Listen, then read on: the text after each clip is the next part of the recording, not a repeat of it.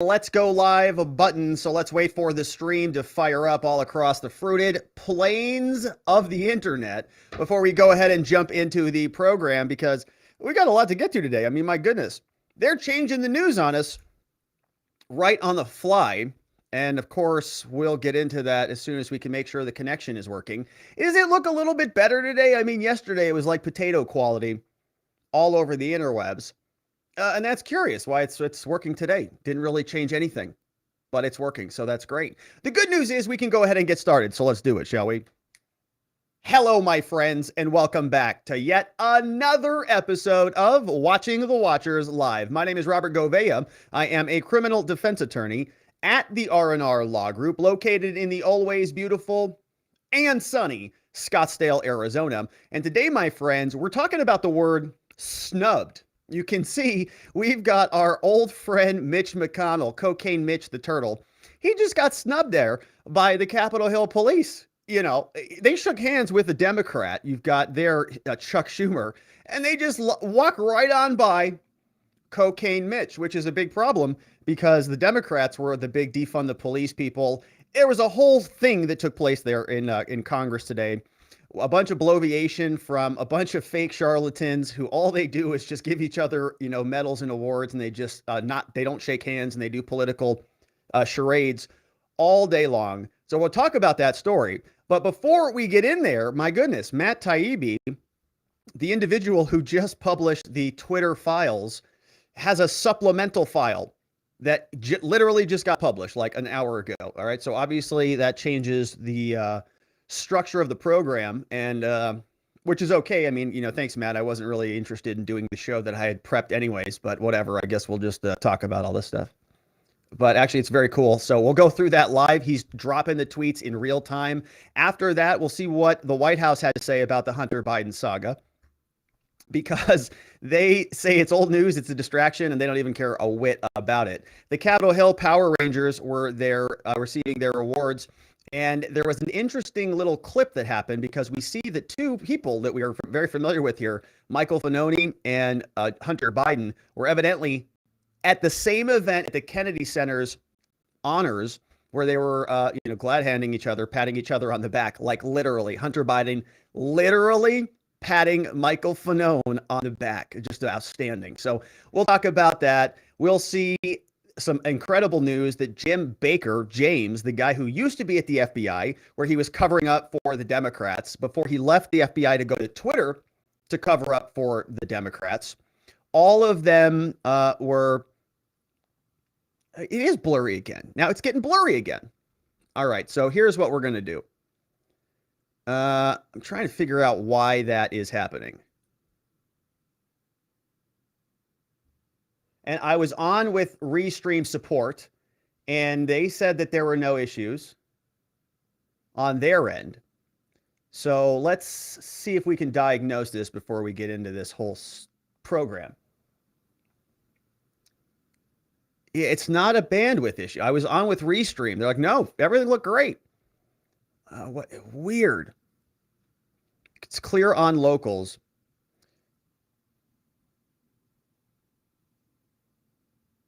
All right. Well, we might have to see locals. We might have to drop off locals and stop the local stream and see if that clears it up. Because we're streaming to two places right now. We might have to try it.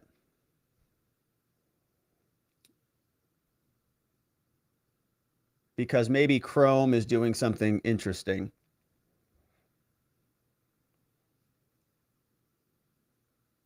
All right, locals, let's try. Is it clearing up now? I can't tell. All right, so Rumble looks good, evidently. All right, anyways, well, we'll just keep on going. Twitter's getting better, they say. All right, so we'll just keep on going and see if this clears up. But all right, anyway, the interesting news is, of course, Jim Baker got fired. He's the guy who was over at Twitter, at the FBI before he went to Twitter. Everywhere he goes, he's just covering up for the Democrats. The whole thing is just disgusting.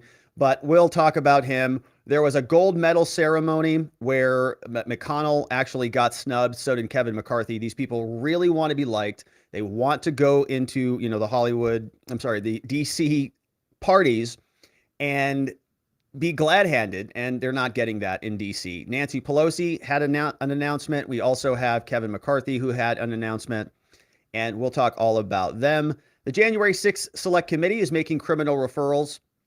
They were hemming and hawing about this for some time, but now they have decided. Chairman Bennie Thompson said that they are going to tell the DOJ that these people are criminals and they must be prosecuted. And we can't wait to see what that looks like. We also have clip of Joe Biden. He was in Arizona today. Shout out to our state. But he didn't go and visit the border because he's not interested in solving those problems. He's interested in other things that are much more important, evidently. Yuma sheriff responded, and he's unhappy about that. He says we've got about 1,000 people coming across a day in Yuma in Arizona, which is a pretty small town relative to other places. Certainly don't have the same resources, that Martha's Vineyard does. But all right, so we've got that. And then in our second segment, or really our third segment now, since we've got the Twitter files to get into, we've got the Anthony Fauci deposition. This is something that hit yesterday, and it's a whopper of a document. If you see here, it's over 400 pages, I believe.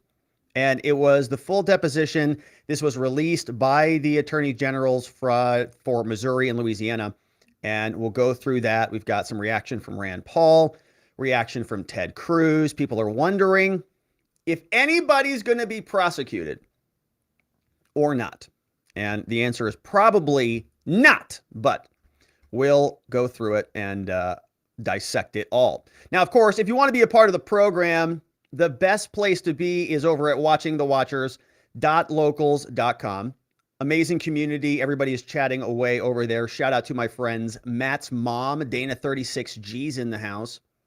Matt's mom says, yeah, Obama ruined it. They're talking about day trips and things. Yeah, Paul Mino's in the house. We've got words mean things. _Tony's over there. Susanna777.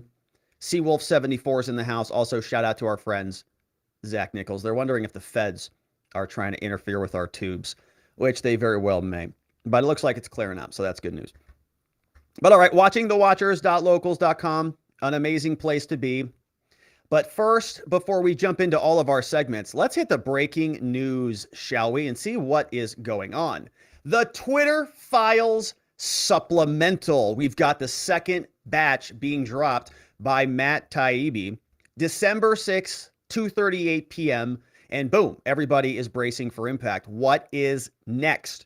Now, it's a supplemental, and in the law, supplementals are, they're kind of interesting. We need them. They're very important, but it's not the main report. It's not the main police report, or it's not even a part 2. It's just a supplemental. And we went through the entire original file when Matt Taibbi dropped them off previously. And let's see where he goes today. Matt says, on Friday, the first installment of the Twitter files were published here. We expected to publish more over the weekend. Many wondered why there was a delay. That's true. We did. But Matt says, we can now tell you part of the reason why. On Tuesday, Twitter Deputy General Counsel and former FBI General Counsel Jim Baker was fired. Among the reasons, vetting the first batch of the Twitter files without knowledge of new management. Oh, this is amazing. Okay, so just to catch everybody up on this, remember Jim Baker, before we can really understand the gravity of this. Jim Baker is this guy here. He was involved in the Michael Sussman trial that we covered in depth. We read through all the transcripts here on this channel. Baker, at the time, when Michael Sussman was trying to collude with the FBI to get Hillary Clinton elected, Jim Baker was working for the FBI. And Michael Sussman brought to this guy, who you see on your screen, the Trump PP tape, the Steele dossier, this fake hoax that was crafted by the Democrats in order to deviate Trump from success. They brought that through Michael Sussman, who was working at Perkins Coie, which is where Mark Elias worked before he left and started Democracy Docket. And they funneled all of this stuff through Fusion GPS all to the FBI, right? It all went to this guy's desk through Michael Sussman. Now, it all turned out to be a hoax, Michael Sussman knew it was a hoax. He was part of the sort of collaboration, the creation of this thing. They were playing both sides of this. They would take one side to the media. They would sell it to the media. They'd go to the FBI. They'd say, oh, FBI, the media is investigating this. You better investigate it too. Then they'd reverse that and they'd go to the media and they'd say, oh, the FBI is investigating this. And now you should investigate it too. So they're playing both sides against each other. This guy was the lawyer for the FBI, general counsel, right? They sat down one lawyer to another and they talked about this fake hoax, this created scheme that Trump was colluding with the Russians. Never happened. Okay, at the FBI. So keep that in mind, put a pin in that. Now he is, right, after he was working at the FBI and colluding with nefarious purposes to accomplish his goals, he left and went over to Twitter. And now we can see that he's caught up in the supplemental file. So Jim Baker, that guy, was fired. Among the reasons, vetting the first batch of the Twitter files without knowledge of Elon and crew. He's sneaking around, going through the records. Matt says the process for producing, quote, the Twitter files involved delivery to two journalists, Barry Weiss and me, via a lawyer close to new management, presuming that's not Jim Baker. However, after the initial batch, things became complicated. Over the weekend, while we both dealt with obstacles to new searches, it was Barry Weiss who discovered that the person in charge of releasing the files was someone named Jim. That's weird. Barry, she's sitting here going, rummaging through these documents. She goes, Jim Baker. Like, we knew who Jim Baker is. Jim Baker is this corrupt official who used to work at the FBI. I wonder, it can't be Jim Baker, could it? She calls, who is this Jim fellow who's going through all the Twitter files? When she called to ask Jim's last name, the answer came back, oh, that's Jim Baker. Yeah, he's on the 7th floor. Nice guy. He used to work at the FBI. Weiss says, my jaw hit the floor. The guy responsible for vetting the records at Twitter, the person responsible for making sure that there was no cover-up, was probably part of the cover-up in the first place. Unbelievable. So yeah, her jaw hit the floor, as many of yours are, as mine is. She says that, Matt continues, he says, the first batch of files both reporters received was marked Spectra Baker emails. This is what it looks like. Spectra Baker emails. Matt says Baker is a controversial figure. No kidding. He has been something of a Zelig of the FBI controversies dating back to 2016. From the Steele dossier to the Alpha server mess, right? That's Trump and the Yoda phones and all of that. He resigned in 2018 after an investigation into the leaks into the press, right? So this guy was communicating with all of his allies. He leaves the FBI, resigns, right? He's coming under scrutiny. And that's what happens with all of these corrupt bureaucrats, right? They all resign, they leave. They don't want to be called in front of Congress and asked a bunch of questions. That's ridiculous. So he resigns and he joins Twitter. Interesting. Covers up for the FBI, now covers up for Twitter. He goes over, he says that the news that Baker was reviewing the Twitter files surprised everyone involved, to say the least. Yeah.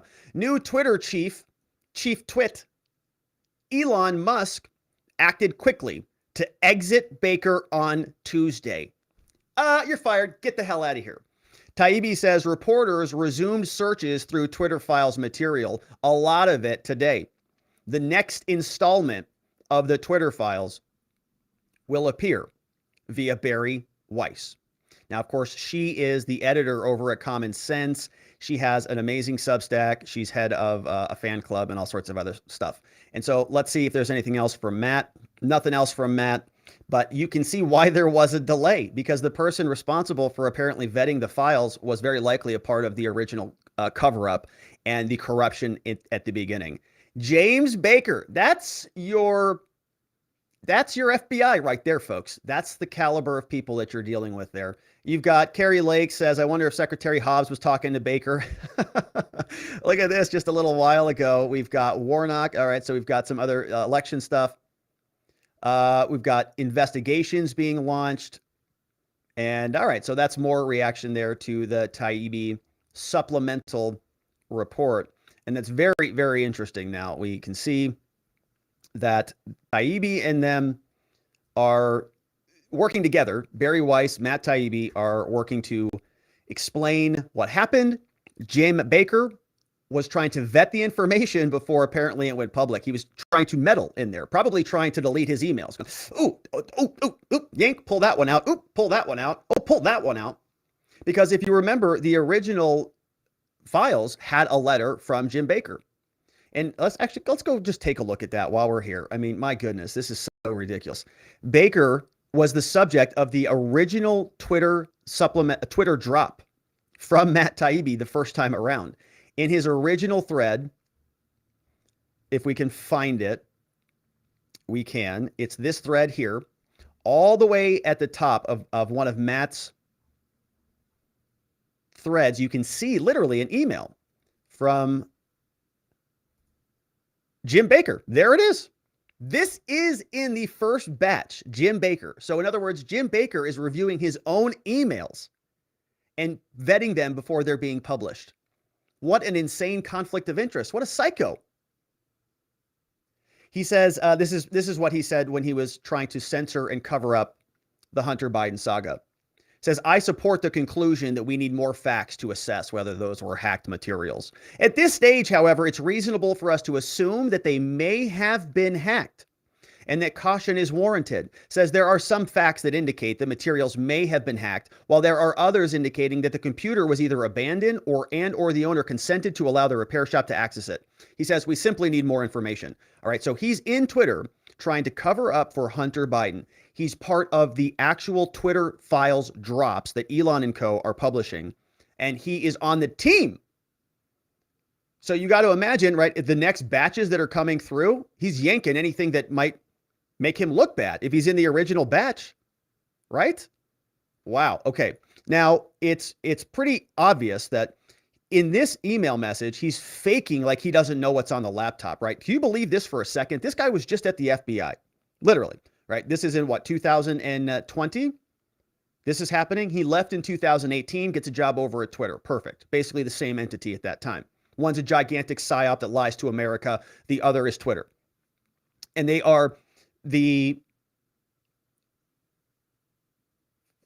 fake conversation is about how can we find a justification to censor this laptop. Jim Baker, who's at the FBI, who knows very well, because the FBI probably had the laptop at sometime in late 2019. Many people say as early as October 2019. Okay, so Jim Baker maybe wasn't there at that time. Well, we'll put the timeline together, but you can see right here, they're sort of faking. He doesn't know whether it's real or not. It could be hacked. We don't know much about this. I saw a great tweet from this individual who said the following, and I thought it was great. His name is Jeff Carlson. He says, okay, perfect. He puts the timeline together. He's on Twitter. Make sure you go follow at Jeff Carlson. He says, Baker joined Twitter in June 2019, right? So he leaves 2018, FBI.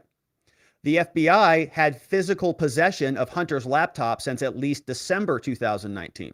So almost 11 months earlier, and they had seen it in July of 2019. So the FBI knew that the laptop was real. They knew it. There's no doubt about that. Now, Jim Baker is ex-FBI. And so the question is, in the time from 2018 to 2019 or whatever, when the FBI should have known that it was real, did Jim Baker know? And this gentleman, Jeff, says, with all of his FBI contacts, Baker had to know that as well. And I believe that totally, right? Because remember all the conversation, the back and forth between Michael Sussman and Jim Baker. These people were communicating in text messages. They were just showing up, going out to lunches, playing golf or whatever together. And they were doing business off the books. So are you telling me that Twitter hires Jim Baker and they say, hey, Jim, can you come over here, but don't bring any of your FBI contacts with you?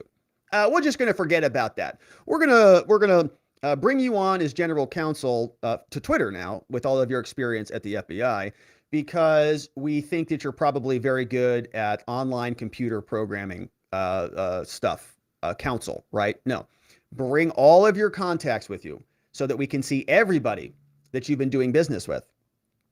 and get insider information about what the FBI knows.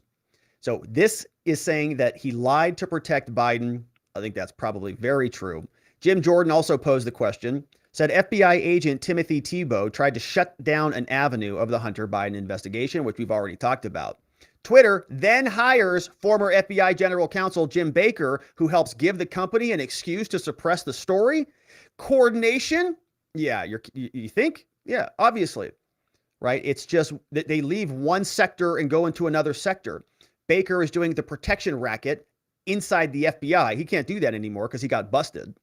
So he does the same protection racket over at Twitter, being paid by the same entities, which essentially is whatever the conglomerated Democratic National Party is. So that is another one from Jeff. Now, he ultimately was fired. Elon confirmed this, and shout out to Jonathan Turley, who does a lot of great legal analysis as well. He brought some of this to light, or at least Taibbi is, or Elon's responding to this article that was shared by Taibbi. Taibbi says, 6 degrees from James Baker, right? He's infested in everything.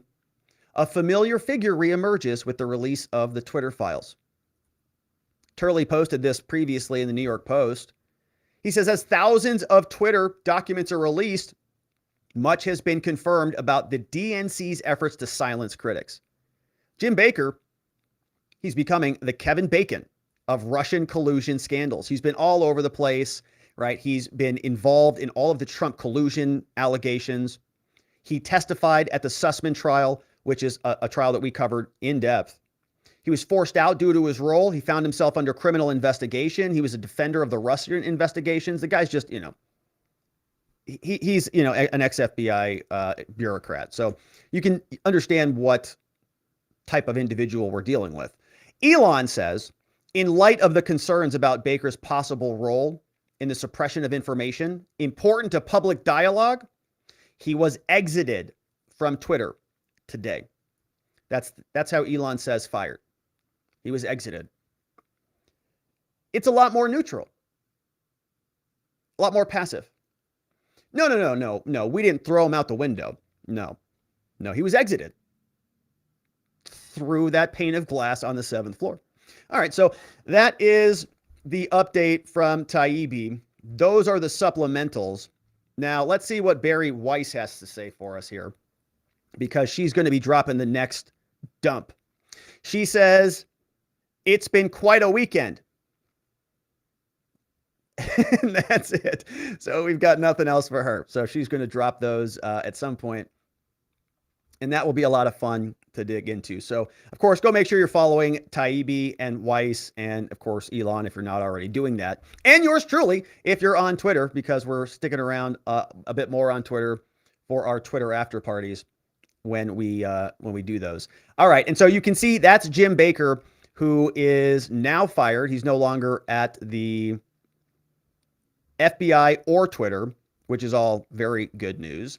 But the White House is responding to some of this. Now, Biden has been, kind of out of town, and he's been MIA.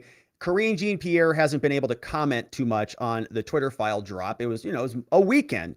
And Elon dropped those Twitter files on a Friday, which sort of made it hard for the media to respond to a lot of this stuff. And so now we're back in business. Now we get to hear from the White House. Hey, Karine, we've got a lot of questions for you. You've been gone a little bit. Did you see those Twitter files that Elon dropped?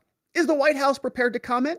Go ahead. Real fast, Karine, just real quick on Twitter, because you guys said you're keeping a close eye on Elon Musk's ownership, and it's the first time we've talked to you since you released the files a few days ago. Is it the White House view that decisions at Twitter were made appropriately in terms of decisions to censor this reporting ahead of the election? You mischaracterized actually what I actually said and took it out of context when you asked her a question. Okay, so what I want to do is, because of this response, let's listen to the question again. Okay, what did she say? If you can't hear the question that closely, I'll try to recreate it. Go ahead. Real fast, Karine, just real quick on Twitter, because you guys said you're keeping a close eye on Elon Musk's ownership, and it's the first time we've talked to you since you released the files a few days ago. Is it the White House view that decisions at Twitter were made appropriately in terms of decisions to censor this reporting ahead of the election? You mischaracterized actually what I actually said and took it out of context when you asked her a question. Look, when I answered the question, and I actually already addressed this about how the White House and the administration is seeing what's happening on Twitter. We follow also what's going on, just like you guys are reporting and just like you guys are seeing. And what I was commenting to is like, yes, we're seeing what is happening, just like you all are seeing what's happening with Twitter. So just want to clear that up because you definitely mischaracterized what I said or put it out of context. What is she talking about? The journalist asked her a question. She said, "Are you? I mean, you said that you're closely monitoring Elon, right?" And they all did say that. And Biden said that. He said, "I think they should be looked into, and they're watching it." And she just said the same thing. And so can you ask your question again? Okay. So yes, I mean, my question was that you had said, I think 6 or so days ago, that the White House was watching closely the situation at Twitter after Elon Musk's ownership of it with respect to misinformation. And because these files were released on the basis of, hack materials clause at Twitter, decisions were made to censor reporting leading up to the election. My question was, is it the White House view that these decisions were made appropriately in light of what has come out? Which decisions? By whom? By Twitter. By Twitter on, okay. Can you answer anything? We see this as an interesting or a coincidence, if I may, that he would so haphazardly, Twitter would so haphazardly push this distraction. That is a full of old news, if you think about it. And at the same time is facing very real and very serious questions about the rising volume of anger, hate, and anti-Semitism on their platform, and how they're letting it happen. That might be one of the worst answers of all time from Karine that we've listened to on the show. I'm actually pretty surprised at how bad that answer was. So she doesn't answer it actually at all. She's offended by the question. She asks them to ask the same question again so that she can answer it, and then she doesn't answer it. She blames Elon for advancing a bunch of hate on the platform, and Karine is just kind of aghast that this is all old news. And it's a coincidence, by the way, that Elon would recklessly release this information coincidentally. To what? Coincidentally to what? See this as an interesting or a coincidence, if I may, that he would so haphazardly, Twitter would so haphazardly push this distraction. You see how she changed that name? She went from he to Twitter. So she used Elon's name, kind of a thing. Elon did it. He haphazardly, he coincidentally, and then they, meaning Twitter, are the people who ultimately released it. He would so haphazardly, Twitter would so haphazardly push this distraction. That is a full of old news, if you think about it. And at the same time, Twitter is facing very real and very serious questions. It's not old news. Yeah, the fact that Hunter Biden's a crackhead and the fact that President Biden knew that and lied to all of us, that's all old news. Yeah, we did know that. It's disgusting that he lied to us all about it, but that's what he did. And the big story, of course, is that the DNC was asking Twitter to censor private citizens. That's all new. I didn't know that was actually happening at Twitter, that they would send a list in from the Biden campaign, from your boss, Karine, that they would send a letter over to Twitter and say, hey, fellow liberals, can you help us out here? Here's a list of the people who we think should be removed. And Twitter just responded like a bunch of seals and said, yep, no problem, done. And that was unknown before. We knew that they were doing this, but we didn't see the inner workings of this because they kept it all under lock and key. Elon had to buy the company for $44 billion for us to see inside. But that's what's new. And she doesn't want to comment about any of that. So she transitions. She blames Elon for the increase in hate. And of course, I don't know how they quantify hate. It's a very amorphous word. They make it whatever is convenient for them in any given day. But if hate is criticism towards Democrats, towards people in her position, towards the gigantic Biden bureaucracy, well, yeah, people are pretty upset about it. I would imagine that the volume is in fact higher on Twitter because of what your campaign did and what we now know your administration has continued to do through continued liaisons with all of these big tech platforms to silence and suppress free and legitimate speech in this country. It's reprehensible. And that's probably why she's all bumbling all over herself, even more than usual. She can't assemble a sentence. I'm even having a difficult time now. She's rubbing off on me because the whole thing is ridiculous. She knows, everybody knows this. They got caught and she hates it. Time, Twitter is facing very real and very serious questions about the rising volume of anger, hate, and anti-Semitism on their platform. Anti-Semitism. And how they're letting it happen.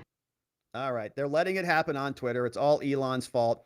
They are letting it happen. They are continuing to release the files. That is certainly true. And so we'll talk more about Hunter because he showed up with a very interesting character over there in Washington, D.C. You see these two people? It's Hunter Biden literally patting this guy on the back. So we'll talk more about that right after we hear from our friends at 4patriots.com, the best food supply company on the whole planet. Because, as you know, a food shortage could be coming, even here in the United States. Experts have written about this as recently as July. We've got drought, we've got inflation, we've got new policies that are really pushing America's food supply near its breaking point. That's why survival food is more important now than ever. And you can create your own stockpile of the best-selling 4Patriot survival food kits ever.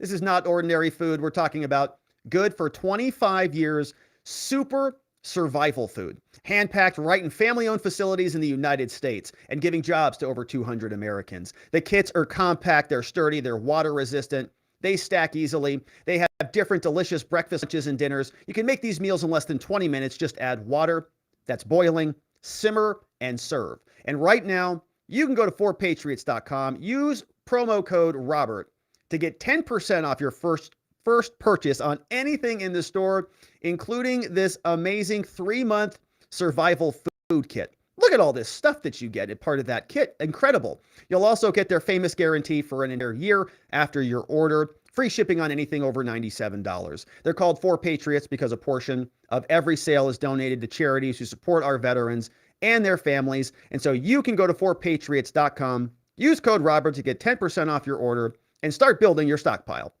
today. All right, my friends. And so thank you to our friends at 4patriots.com.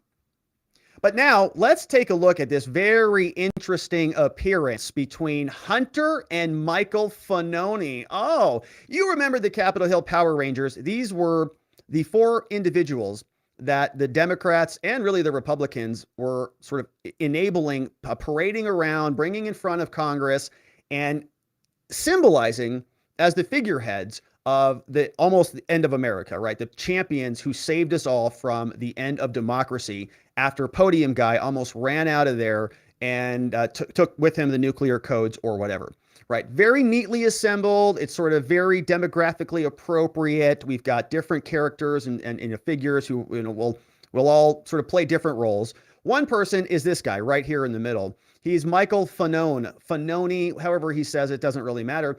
But he is an interesting character. Now, we've got a lot of questions about this guy. But you see him, right? He's part of this entire ensemble. They go around doing their little show for the Democrats. But they were there, and something interesting happened very recently. Of course, we're talking about Hunter Biden and the big media distraction that the Democrats say this is.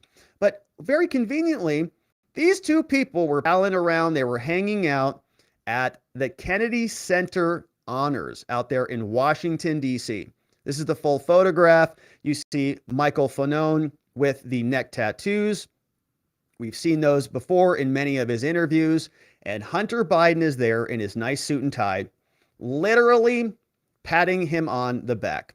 Very nice, right? Very nice, literal support from Hunter Biden to Fanoni. So they are walking around, palling around. There's also a video of this. And it's kind of an interesting club. You know, once you get in there, once you say the right things, once you do the right things against the appropriate political parties, then all is forgiven. You know, you're sort of welcomed back into the club. You get to go to the same parties, the same cocktail events. It's a ton of fun. Oh, look who that is. Oh, it's Mr. Fanoni. Oh, it's Hunter Biden, literally walking back. I wonder what they're doing after the party. Where they're going, whatever they're up to. Who knows? But Hunter Biden, I think he's got sort of a sugar daddy, some Hollywood director or something like that, who's like putting him up in a Malibu mansion. Maybe Fanoni can go back with him and they can tell war stories. Very, very interesting stuff. So the Power Ranger, Capitol Hill Police are all there getting things together, I guess. Now, they all got a bunch of awards. This was what the Capitol Hill Police was celebrating today.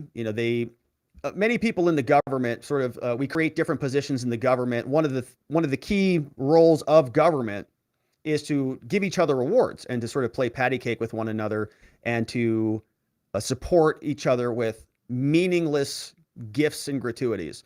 The U.S. Capitol Police was very excited about this event today. They even published this on Twitter. They said, look, you can watch this here today at 11 a.m. Come take a look. The United States Capitol Police is honored and humbled to receive the Congressional Gold Medal for protecting members of Congress and the U.S. Capitol on J6. Today, we are also reminded of the bravery of D.C.'s Metro PD and first responders who help defend democracy. And finally, we are incredibly grateful for the support of the police families, and the U.S. Capitol Police will continue to carry out our critical mission to protect the heart of America every day. All right. So I want to take a quick minute to separate, sort of two different entities who I think were a part of this entire day on January 6th. I definitely believe that there are good, heroic, honorable police officers there who are part of the Capitol Hill Police who were trying to live honorable lives and do good and protect the Capitol. I don't doubt that for a minute. I also believe that many of those same people were pawns in a much bigger operation. And them taking these gratuities, them taking these awards, is taking gratuity. It's taking an award from the very people who use them as pawns, who use them as political partisan tools for their own ill gains. And that's where I think there's a problem.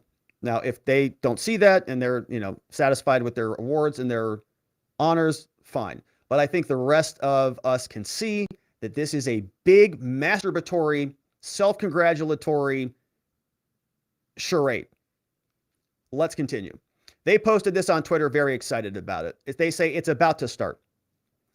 Look at all of these beautiful gold tiered, plated invitations. A congressional gold medal ceremony in honor of the service and the sacrifice of those who protected the United States Capitol on January 6, 2021.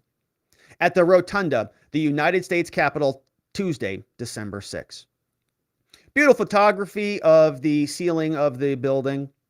We also have the coins that they're going to be getting. Commemorative gold coins. J6 2021. Memorialized in gold. We also see that the police on the other side, right, this is what it says, honoring the service and sacrifice of those who protected the Capitol. 1861 DC Metro Police. Beautiful. Now, this continues on. It says, follow this thread for the U.S. Capitol Police. Chief Thomas Menger's ceremony. And I'm honored, right? They detail the whole thing. Here's the scene from inside. Wow. Very incredible ceremony. All right. And so we're going to pause right there. I'm going to see if I can figure out what's going on with the potato quality stream. So locals, I'm going to try to close one of these browsers off. And so locals, I'm going to try yours because it's not in the restream thing. And I'm going to see if that helps in any way. So I apologize. We'll come back, locals, but I'm going to try to end this one. It may not fix anything, and I'll apologize for that. But we're going to try it just to see if I can diagnose what's going on, because I can't see from my end why it's bad.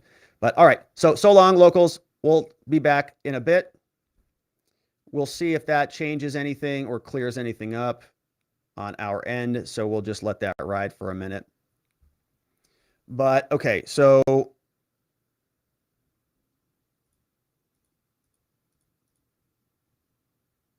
Yeah, so I'm trying to also diagnose. CPU looks good. We've got memory looks good. Ethernet's good. Very interesting. All right, so we'll see if this solves anything. All right, so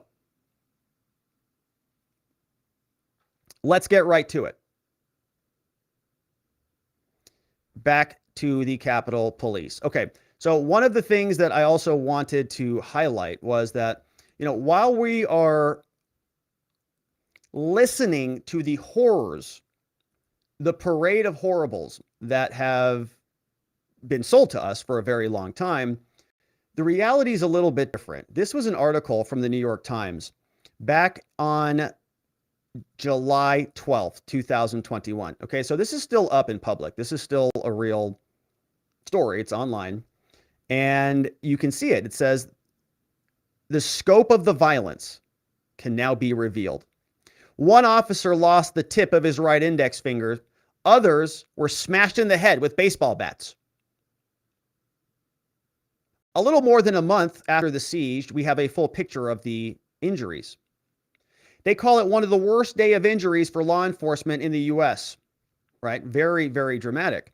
About 140 officers, 73 of them from the Capitol Police, and 65 from the Metro Police in Washington were all injured. 140 of them. Now, what were the major injuries? You can see they weren't anything that catastrophic. They ranged from bruises and lacerations to more serious damage like concussions, rib fractures, burns, and even a mild heart attack, right? So we had some lacerations, concussions, rib fractures, and a mild heart attack. All right, so not crimes. I see very minor broken bones, fractures, right? Nobody was head split open or injured for, on life support or anything like that we can see here. One Capitol Police officer, Brian Sicknick, was killed. That's a lie. Okay, so that's a big lie. We know that wasn't true. He was not killed. He died. Investigators are increasingly focused on whether chemical irritants were a factor in his death. Capitol Police said in a statement that he died from injuries sustained while physically engaging with protesters, right? All lies, all still on the New York Times, still there, right? All part of the official record. And it's basically a giant lie. So of all the injuries that they are highlighting for us, you see several of them are total lies. The number of those injured does not account for the dozens, if not hundreds of officers, they say, who are going to suffer post-traumatic stress disorder. For doing their job, being used as pawns by the Democrats. At least 38 Capitol Police officers have tested positive for COVID. COVID also is a injury. So, right, those are the injuries. Those are the dangers that these people suffered. Nobody was killed. No cops were killed, right? That's not true. And they still are selling it like it is in fact true. So anyways, the point is the injuries were very minor. This whole ordeal was like a Super Bowl event, okay? Probably less serious than a wild Super Bowl. There are 900 criminal charges that you'll get over in any city over a very wild weekend, right? You have a NASCAR event come into your town, you're probably going to have 900 additional criminal charges in your city. Super Bowl comes into town, definitely 900 additional criminal charges, which is basically all that they've gotten out of the Capitol Hill riots. So it's all kind of a big gimmick and scam. But here's Nancy Pelosi indulging in the facade. Here's Nancy, who says, in a moment of solitude, thank you, Capitol Hill Police. On behalf of the United States Congress and the American people, it is my honor to present the Congressional Gold Medal to the United States Capitol Police, the Metropolitan Police, and every hero of January 6th from every agent that responded that day. May this medal, the highest honor that Congress can bestow, serve as a token of our nation's deepest gratitude and respect. Not as full, but as a token. And in accepting this medal, you bring luster to this award, just as you bring luster to the Congress and the Constitution of the United States. All right, so that's Nancy Pelosi, who's very excited about celebrating these heroes that she failed to protect. You remember, she's in charge of security of the House of Representatives ultimately. She's the Speaker of the House. She has the House Sergeant at Arms, who's also supposed to be responsible for protecting the security of the House, and they have not done that. So she is part of the root problem on this, and she's going to now extract the benefits, the accolades, the spotlight of awarding these people a medal that they shouldn't have gotten, because this whole thing should have never happened. Okay, should have never gotten that far, because they should have properly secured the facility. But they didn't. They wanted this whole thing to happen, so they allowed it to. Now, for some reason, the Republicans are so stupid that they continually think that they're going to, if they play nice with the Democrats, that they're going to get the same benefits. But they are, they're playing the same game, and they keep losing time and time again. You'll notice Mitch McConnell here, very excited to shake some hands of some fine officers. Republicans have supported police for a long time, right? It's always about funding the police, support our officers. We're the party of law and order. The Democrats want to defund the police. They're the people who say that all cops are bad and so on and so forth. So you'd expect the Capitol Hill police officers, the people who are there part of the law enforcement team, to shake the Republicans' hands. No, I mean, at least they don't want to defund them. No, that's not how that worked. Mitch McConnell gets snubbed. So does Kevin McCarthy, because these people are not individuals interested in anything but partisan political hackery. There it is. Chuck Schumer, here you go. Okay, hands over the award. I guess that's just how it is. That's all we can do. Not much else to say about it. So,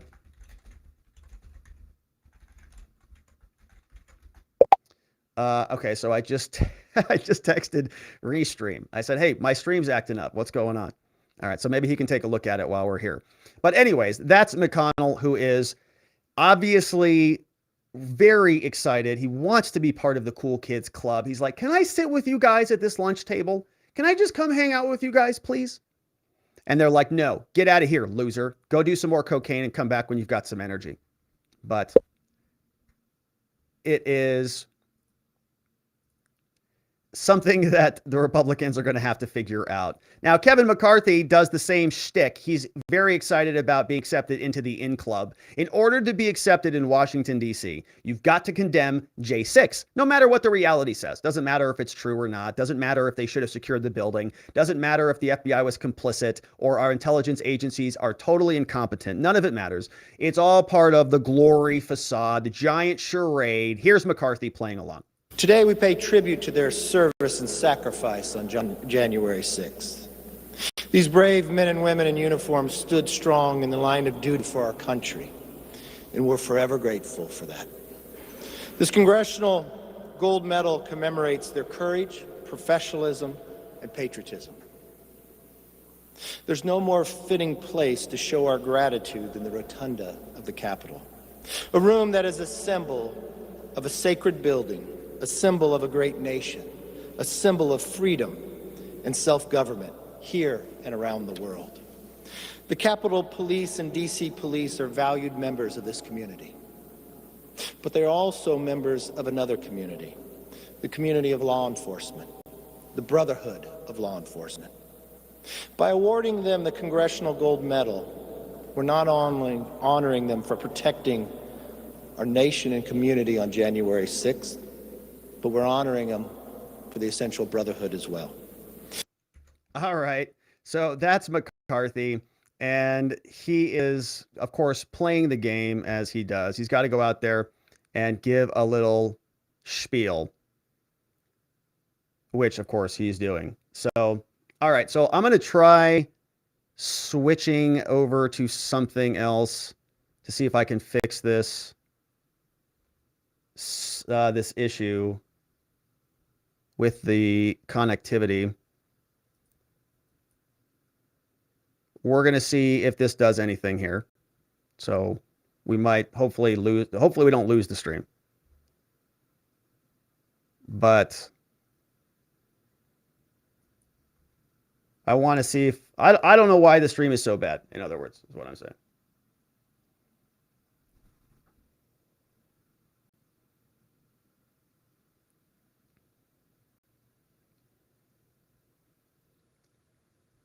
1 second.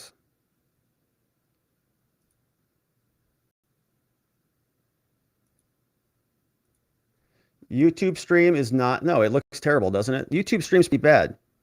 No, the stream, the quality's bad. And I don't really know why.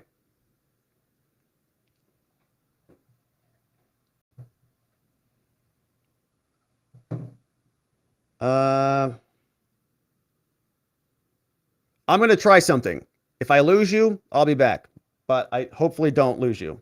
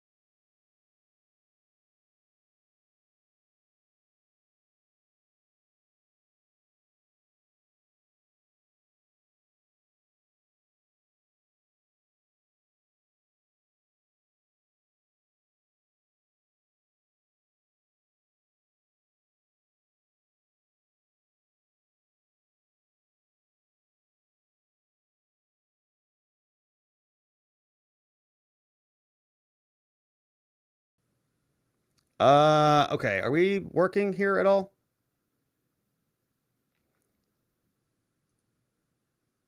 We're trying to see if it's connecting again.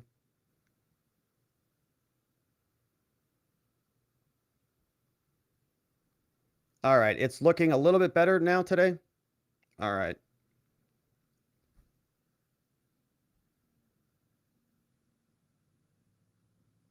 Better? All right. So we're trying to get this thing situated here. All right. All right. All right. Sorry, everybody.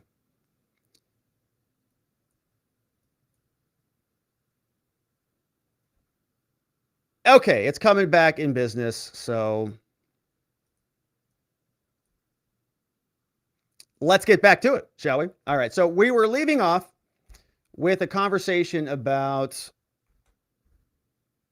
Kevin McCarthy. And of course, Kevin McCarthy is a big, he's playing the game as he likes to play it, but we'll see where that goes. Now, we've also got the January 6th Select Committee to get back into the coverage of the story. CNN is telling us that the January 6th Select Committee now has decided to make criminal referrals. And we've had a lot of questions about this for some time, wondering whether or not they were going to do that. They were, of course, going to just write a big report that they wanted us all to read that was going to be very one-sided, that Liz Cheney was going to sell us in preparation for running for office. The House Select Committee investigating the attack has decided to make the criminal referrals over to the DOJ. Bennie Thompson said this. A Mississippi Democrat said that they have not narrowed down the universe of individuals who may be referred, but asked whether Thompson believed that any witnesses perjured themselves. He says, yep, that's part of the discussion. When the panel makes referrals, Thompson said it's going to be a separate document from the final report. Select Committee confirmed to CNN that criminal referrals will be considered part of the final part of the panel's work. Yeah, saying the committee has determined that referrals outside entities should be considered as final part of its work. A Democrat, Jamie Raskin, Adam Schiff, and Zoe Lofgren, Liz Cheney and Vice Chair, all trained lawyers, all are on the subcommittee. They all want more prosecutions, not less. Here, the idea of a criminal referral of Trump, even if entirely symbolic in nature, has hung like a shadow over the panel, and they've got to do that in order to complete their work, which they will, right? The committee, if they don't have a criminal referral for Trump, what was the point of the committee? Do you think that they can ever live with themselves if they don't do that? No, of course not. So they've got to make sure that they can get that criminal referral in. So we've got a lot of activity. The J6, Capitol Police were there getting their gold medals, very excited about being honored, even though that they were used as pawns. We have the Capitol Police. Karine says that there's nothing even to consider about Hunter Biden, much ado about nothing. We're all wondering what Joe Biden has to say about this stuff. But of course, he doesn't say much of anything. Biden was visiting the border in Arizona. Shout out to Arizona.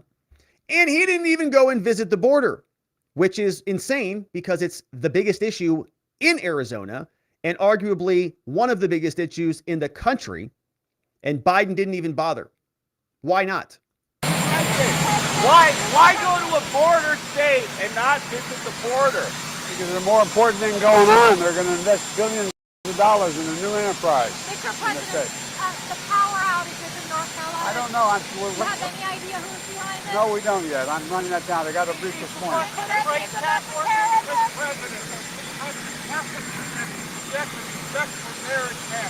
President, they say armed religious freedom. That's business. What's your response to that? I disagree. Can't go to the border. Things are very busy. He's got a lot of other very important stuff to attend to. And it's just, it's really not in his wheelhouse to get the time set aside to go and visit the border. So that's our president. Now, what he's doing in Arizona, doing more important things, I have no idea. Yuma, the sheriff in Yuma, is saying this is kind of a big miss. Yuma is a town in Arizona right near the border, right on the border of Arizona and California as well. And this is the Yuma sheriff saying, we have a major catastrophe happening right there. It's kind of a shame. It's something that we're we're not surprised at, is this administration intellectually avoiding their main responsibility, and that's to serve the citizens of the United States and not cater to those from other countries, and just basically ignore the rule of law. If they were to see what was going on, then he would have to take action. It would be demanded of him to take action and to be responsible to those that he serves. So if he's not down here, then he can't be held accountable, Exactly. I guess, is their way of thinking. It's unfortunate. We're still averaging about 900 to 950 a day. It's a shame. I mean, how else do you put it? We're a lot of people are getting numb to the fact that this administration is not going to step up and do their job. Yeah, it's a very big shame. They just don't care. The border is wide open, and Joe Biden is much more interested in, I don't know, climate change or something. But that, of course, is the update on the Twitter files. We know that the supplemental just came out from Matt Taibbi. We know that the Congress, both sides of this, McConnell, McCarthy, Pelosi, the Power Ranger, Capitol Hill Police, all of them very excited about their Saving America, even though, they essentially arguably orchestrated the whole thing. So we'll continue to cover it, of course. Thank you for liking and following us wherever it is you're watching this, and we'll look forward to seeing you on the next one. All right, my friends. And so changing gears a little bit, we're talking about Fauci, the big liar. Now, he sat down for a deposition in the lawsuit brought by Missouri and Louisiana, suing the government for their big tech collusion. We're going to go through the full deposition. We have it here. It's over 450 pages. We're not going to read the whole deposition, obviously, but we are going to see some of the highlights. And as you could probably expect, Fauci's going to have a lot of I don't knows, and I wasn't familiar, and I wasn't there, and that wasn't my responsibility, and I can't talk about that. I'm not privy to that information, and blah, blah, blah. But we're still going to go through it just for posterity's sake. But before we get there, you see that this is Fauci, and he's asked a question when he's sitting down with the Washington Post. Of course, Yasmin from the Washington Post asked Dr. Anthony Fauci, hey, doctor, you were involved in a lot of COVID things. Do you wish you could kind of do anything over again, or was everything that you did perfect? First, I want to ask you, is there a moment of your career that you wish you could do over? No.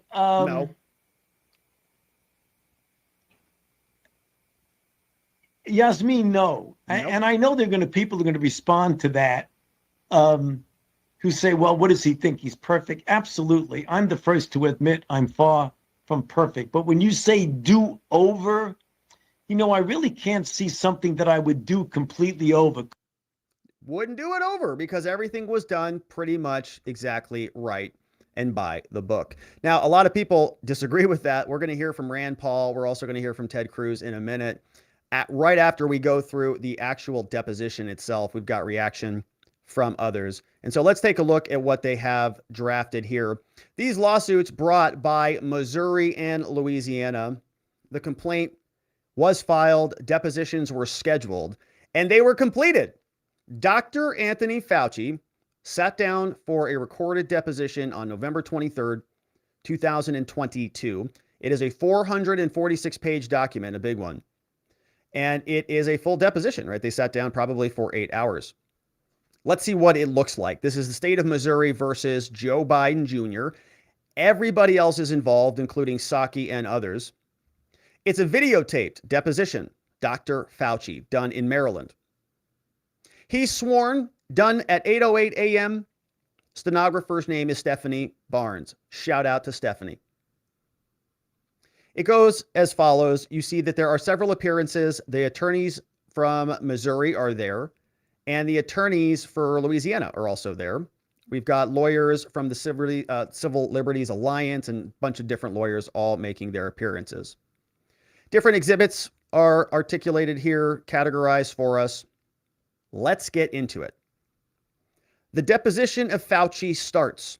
The videographer is there, turns on the camera, and says, okay, everybody, we are now on the record.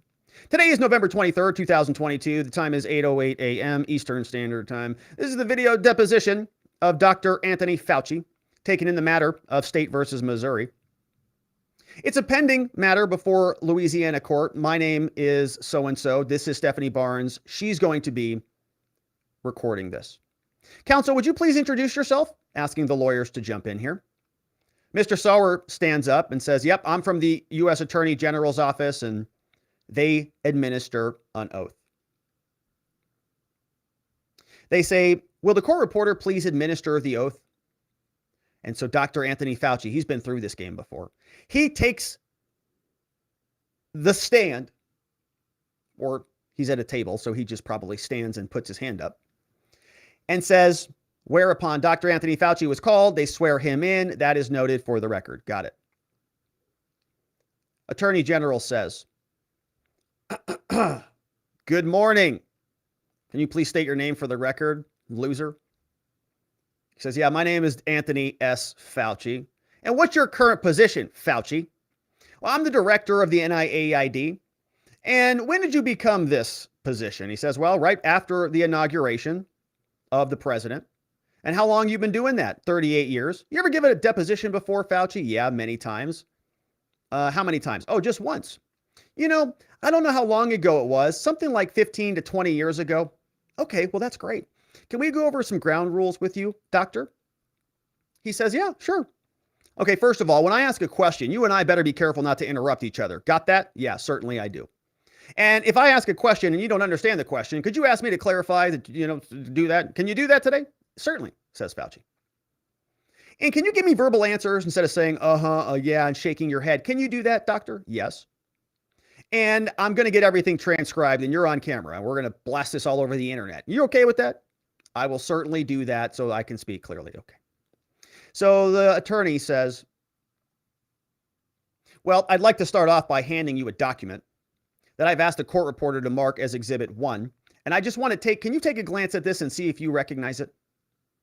So, counsel, this is a standing objection, says the other lawyer. He says, all right, I'm just going to object right here before you even show that document. The opposing lawyer says, all right, that's it. Objection for everything you show. I would ask that you preference your questions to the extent that Dr. Fauci recognizes it outside of the capacity of preparation for the deposition. Otherwise, I would object on worked product grounds. But if you're asking if you recognize a document outside of anything, I will not prevent him from answering. Okay, you raise a good point. Okay. So they say, let me back up a little bit. Did you review any documents today? He says, yeah, we did review a couple of those. I object on work product grounds, and I instruct the witness not to answer. right? Because this is Dr. Fauci meeting with his lawyers. And the lawyers are saying, that's our business, bro. You can't talk about that. This is attorney-client privilege. Sit back down. Don't even ask those questions. So then the states respond. They say, all right. So Fauci doesn't answer. He says, can you look at that document in front of you there, Fauci? Yeah. He says, so let me take he said, be careful. I read it, recognize it. Okay. Well, let me ask you this, doctor. In 2011, did you co-author an op-ed with Francis Collins in the WAPO called A Flu Virus Risk Worth Taking? And Fauci's like, well, I have it in front of me here and it has my name on it. So yeah, it looks like I did co-author an editorial in the Washington Post on December 30th, 2011. Wow. Do you remember doing it, or do you only remember because you see it right here? He says, no, I vaguely remember. This was about 11 years ago. I've written over 1,300 articles over my last several years. And he says, okay, that's great. Very impressive. You look at the final paragraph on the first page of the first page here. It says, underline, it says, given these uncertainties, important information and insights can come from generating a potentially dangerous virus in a lab. Do you see that? You see where you wrote that in that article? You remember writing that?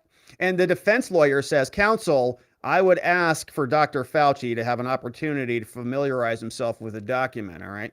So the other side's like trying to slow this puppy up, right? They're going to be objecting. He's like going down a mountain here on skis, and the other side is trying to stop it. Prior to answering, witness says, yeah, prior to answering questions about it. Okay, let me just read it and see. So Fauci's rummaging through the documents. Oh, rummaging through. Let me see. So the states say, let me ask you a question unrelated to the document, just a general question. Do you believe as you sit here today that important information, insights can come from generating a potentially dangerous virus in a lab, right? Like, do you think just as a general rule, forget your article, do you think just in general that it's a good idea or you could get valuable data? He says, well, yeah, I mean, if you take into the correct context, because when you say generating a potentially dangerous virus in a lab, that's usually in the context of, taking H1, studying it different ways, very strict conditions. And if you look in the context of this paper, at that point, Collins, Label, and I were making that there is a risk that we're talking about with the pandemic influenza, and to understand that as best as possible, we say, understanding the biology of the virus transmission helps us prevent. And the point we're making in this article is that there is a risk benefit to research like this. Yeah, we do. Yeah, he says, yeah, no problem. The point we're making, it says a lot of risk worth taking if the benefit is the protection of the American and global public, right? So he's owning it big time. Question is, and you refer to conditions under which research should be done, right? So you say like there's sometimes it's good, sometimes it's not so good. Is that right? Yes.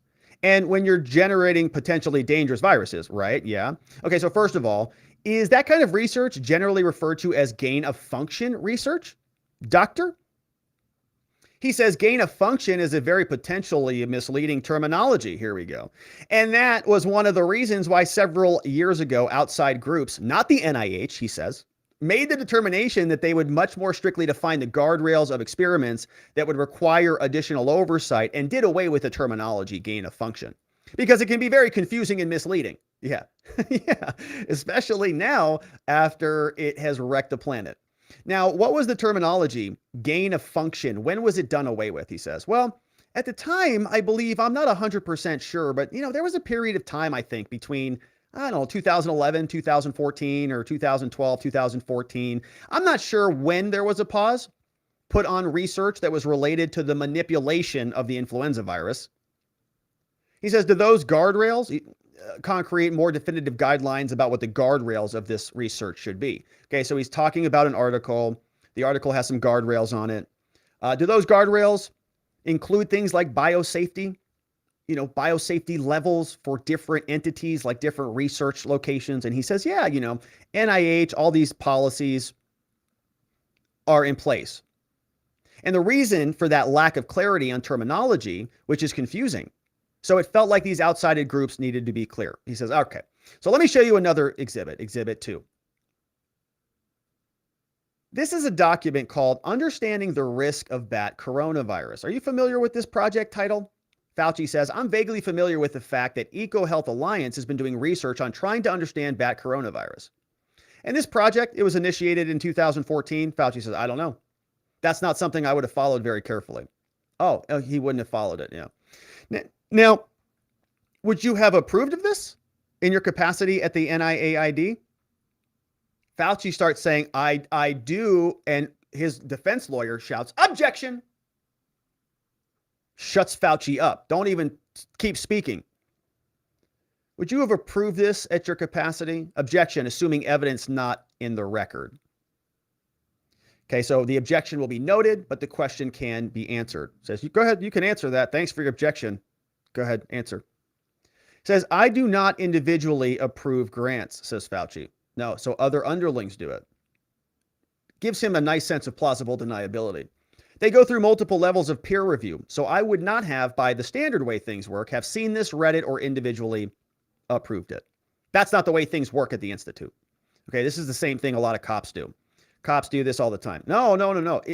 Are you sure your radar device was working? Oh, I don't know. I have no idea. I mean, I don't maintain it. I don't test it. I don't do anything with it. They do sort of routine startup and shut down functional tests, but no, it all goes off to somebody else who does all the mechanical work on it.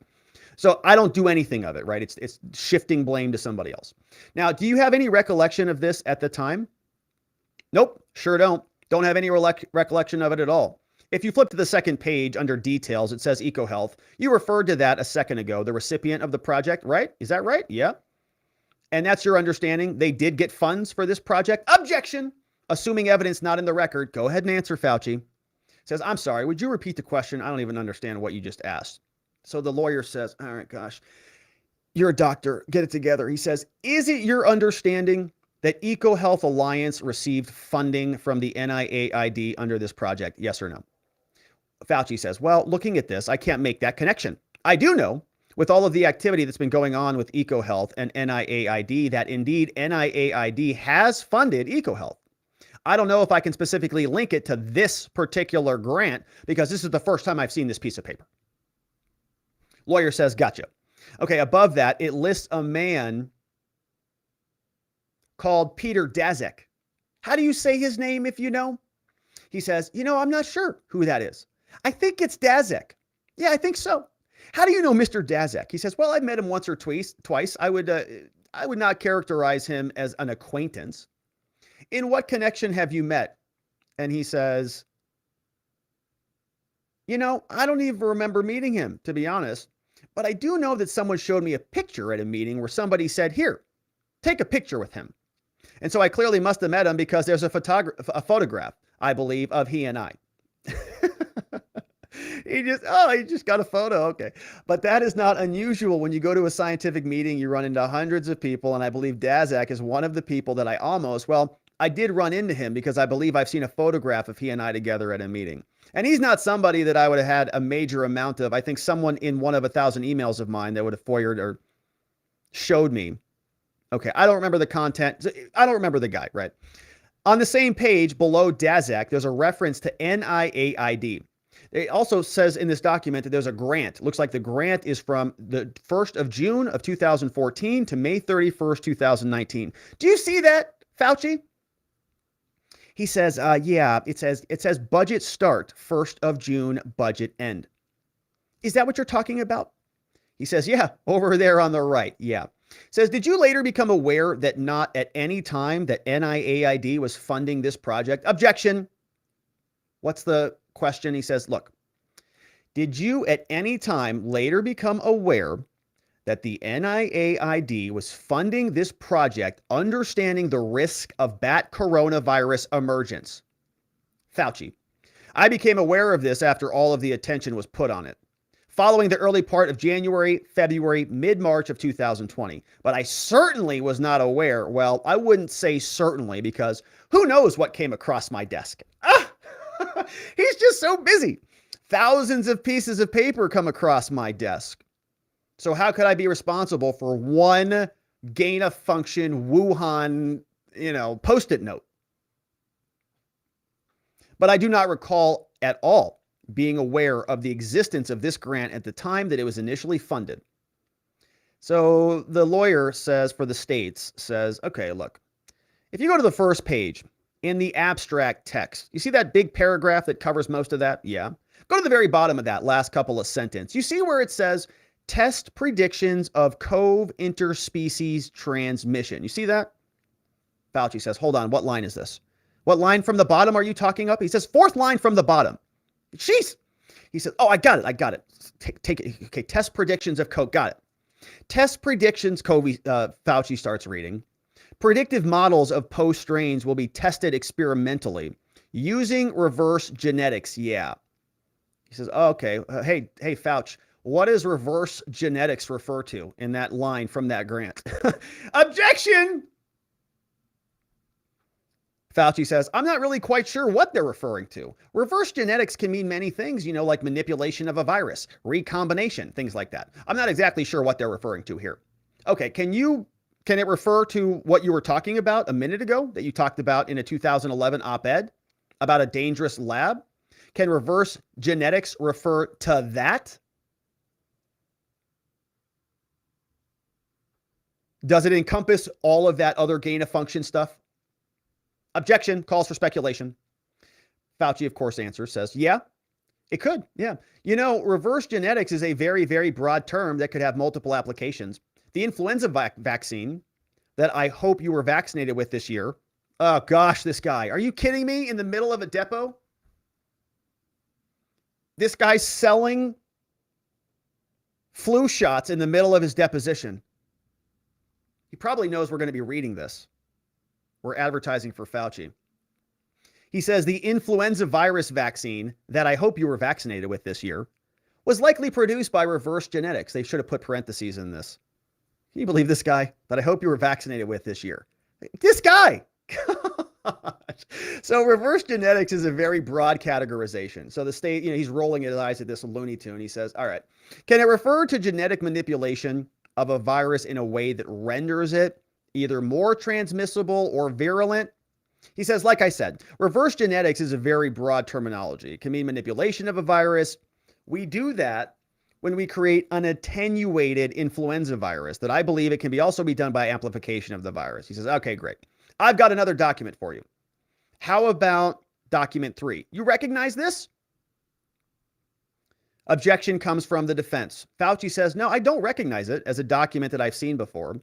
But I'm put before me, tens of thousands of documents in my capacity. I'm aware of the concept of gain of function and other things. But let me ask you this. Can you go to the second page of that? At the top, it says, U.S. government gain of function, deliberative process and research funding pause.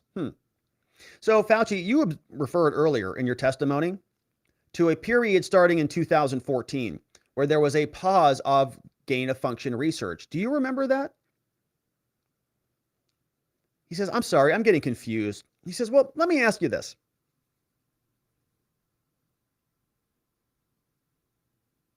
They're having issues. The court reporter says, if I could just ask counsel to slow down a little bit, there's an objection. They're talking over each other.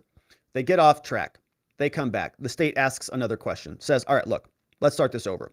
The question is, are you familiar with the U.S. government policy adopted in 2014, pausing gain of function research on certain viruses? Yes, I'm familiar with it. Good. Was there an exception to that policy, Fauci? Yes or no? It says right here, an exception. So obviously there was. And were you aware of that exception at the time? Fauci says, because it was adopted. He says either at the time it was adopted or sometime thereafter. And to my recollection, and again, this was 2014, so we're talking about 8 years ago. But my recollection is that the pause was for all research such as this until a new U.S. government policy could be developed. The states say, and was there an exception to that pause that's set forth in the footnote? He says, yeah, the deliberations at the time were based on the need to continue certain critical research. That's an exception clause, and I'll read all of this through for you. Did you ever invoke that exception when you were the head of the government? So there's a pause on all gain of function. Did you use that exception? He says, yeah, I did. Did you ever invoke that exception during the years the pause was actually in place? Fauci says, as I recall, exceptions were given to a couple of experiments. Yeah. To my recollection, that does not usually rise up to the office of the director, which is me, but it's handled at the level of staff and deputy. So I don't recall. If you're taking shots at home. That's the phrase to keep. It's possible, though, I doubt it, but it's possible that a piece of paper that was the ultimate sign-off on an exception came to my desk. You see how he is waffling here? Because he doesn't want to be impeached. He doesn't want the lawyers to say, well, I've got your signature on this exception document, liar. So he's saying, I could have signed something, but I doubt it because I don't ever recall specifically ever seeing that piece of paper in front of me saying, quote, we're going to have an exception. Would you sign off on it? So he says, I'm not sure. It was 8 years ago. So they talk about more of the moratorium, projects related to EcoHealth. They talk about his deputy. Who is she? Dr. Hugh Auchincloss, principal deputy director.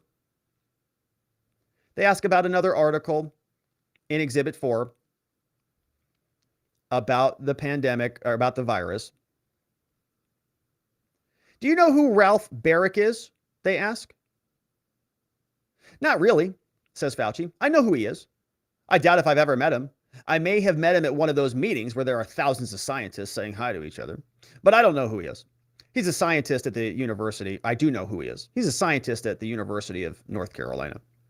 And he's funded by the NIAID? Yeah. But you don't ever remember meeting him, right? Fauci says, no, I don't recall. I could have met him. I could have run into several thousands of people, but I don't recall. I certainly don't have a relationship with him. Oh, what about this person? This person is called Zhengli Shi. You know who that is? And Fauci says, I believe, if I'm correct, this is the scientist who's at the Wuhan Institute of Virology. I'm not 100% certain, and I sometimes get confused with Asian names, says Fauci. That's not very inclusive and diverse. But I believe this is the person who is a scientist at the Wuhan Institute. Yeah, and many people called her Bat Lady, right? Or Bat Woman. And you're generally aware that someone, oh, here it is, called Shi Zhengli, who's described in the media as Batwoman, right? Literally. Who does research there on bats at the coronavirus in the Wuhan lab. Fauci says, yeah, is that her? Whoa, that's funny. I don't know if that's the same person. Like I said, when you're dealing with Asian names, very racist. Sometimes the first name is the last and the last name is the first. And so I get nervous here with his racist rhetoric. I believe that the person is from Wuhan. Yeah, Fauci, better be careful there, buddy boy. You're about to get your ass canceled, boy. All right, he says, have you ever met that person? Says, no, to my knowledge, I haven't. I don't. I'm fairly certain I have not. I could possibly again. I may have run into her at one of the many scientific meetings that occur, but I don't specifically recall running into her. All right, well, can I direct your attention to the beginning of the pandemic, or at least the beginning of the outbreak? Do you remember when you first became aware that there was an outbreak of the vid in China? He says, yeah, it was either December 31st or the first couple of days of the new year of 2020, either like the 31st of 19 or 2019 or the first days of 2020. And do you recall at some point anybody raising concerns to you in January 2020 at the beginning of the outbreak or near the beginning of the outbreak that this puppy might have been genetically engineered or originated from a lab? Did you get any inside knowledge about that, doctor? Fauci says there was a phone call late January 2020, I believe. It came from Jeremy Farrar. There was one other person on the phone, I believe it was Christian Anderson, who piped me in on a three-way call saying that they looked at the virus and there was some concern about the molecular configuration or the makeup of the virus that made them think there was a possibility that there could have been some manipulation of the virus. Yeah. The furin cleavage sites that we saw. We talked a lot about these. Remember, we used the Frankenstein analysis. The COVID strain, it was analogized to Frankenstein. It looked like they cut the head off somebody else, or the Frankenstein's monster. Okay, I know. Cut the head off Frankenstein's monster and put it on something else, right? And that's kind of what the virus looked like. It's like, where'd they get this bit? Where'd they get that bit? And they just smashed it all together. Now, before that, had anyone raised a concern like that to you, Fauci? To my recollection, no. Well, how about Robert Redfield? Who's he? He's the director for the CDC prevention. Did he call you in January? He says, well, to my recollection, no. I know that Bob today talks about that, about the origin of the virus emanating from the lab, but I don't recall in January whether Bob was involved, whether he told us about any manipulation of the virus at all. Are you aware, Fauci, if there's any relationship between Daszak and she, Bat Lady, the two co-authors of the study that I showed you before? Did they work together? Do you know whether there is a working relationship, Fauci, between Bat Lady and Peter Daszak of EcoHealth Alliance? Fauci says, well, I do know now. I didn't know it at the time, but I do know now that EcoHealth has a sub-award from their original grant that goes to Shi Zhengli of Wuhan. So from the NIAID, we're following the bouncing ball.